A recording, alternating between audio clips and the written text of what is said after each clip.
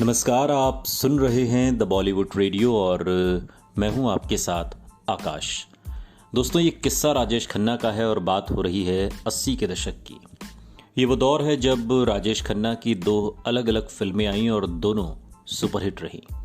ये एक कमबैक का दौर है जब बाद के दिनों में राजेश खन्ना ने कई फ्लॉप फिल्मों के बाद दो सुपरहिट फिल्में दी। ये फिल्म थी अवतार और सौतन और दोनों में राजेश खन्ना अलग अलग किरदार में थे। बांद्रा के लिंकिंग रोड पर उनके दफ्तर में अब एक बार फिर से निर्माताओं की लाइन लगनी शुरू हो गई। हर कोई अब राजेश खन्ना पर दांव लगाना चाहता था। उम्मीद की जा रही थी कि पिछली गलतियों से सबक लेकर अब राजेश खन्ना सोच समझकर अच्छी स्क्रिप्ट और बेहतर रोल्स वाली फिल्में साइन करेंगे, लेकिन राजेश खन्ना फिर चूक गए।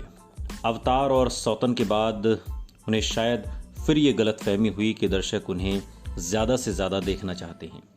उन्होंने फिर से चुनिंदा अच्छी फिल्में करने की बजाय बेहिसाब फिल्में साइन कर ली और इनमें कई दक्षिण भारत की मसाला फिल्मों की रीमेक थी जो राजेश खन्ना की इमेज को बिल्कुल भी इमेज को सूट नहीं करती थी।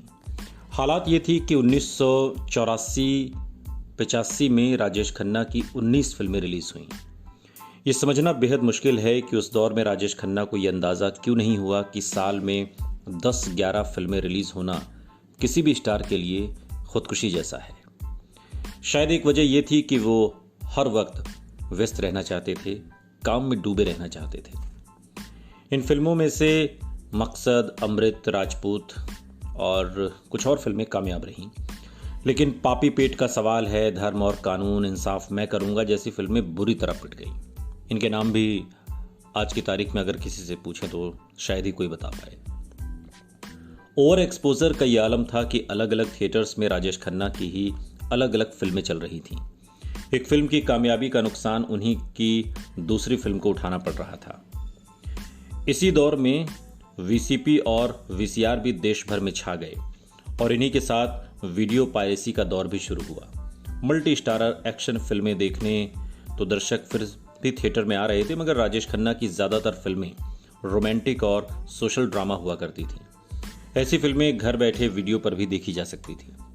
इसके अलावा इस दौर में देवयानी चौबल जैसी कोई पत्रकार भी नहीं थी जो राजेश खन्ना की ढलती इमेज को नई ऊर्जा दे सके और उनकी बुरी फिल्मों की भी तारीफ लिख सके। कहते हैं देवयानी ने ज़रूरत से ज़्यादा डाइटिंग की, जिसका उनकी सेहत पर बहुत बुरा असर हुआ। उनका स्वास्थ्य लगातार बिगड़ता गया और फिर 1985 में उन्हें पैरालिटिक स्ट्रोक झेलना पड़ा। इसके कुछ समय के बाद वो व्हीलचेयर पर आ गई और हालत बिगड़ती गई। फिर उन्होंने बिस्तर पकड़ लिया। अब वो अपना कॉलम नहीं लिख सकती थी, लेकिन वो डिक्टेट करती थी और कोई और उनके कहे शब्दों को लिखता रहता था। राजेश खन्ना और उनके चाहने वालों के लिए दौर वाकई बदल गया था। सुनते रहिए द बॉलीवुड रेडियो, सुनता है सारा इंडिया।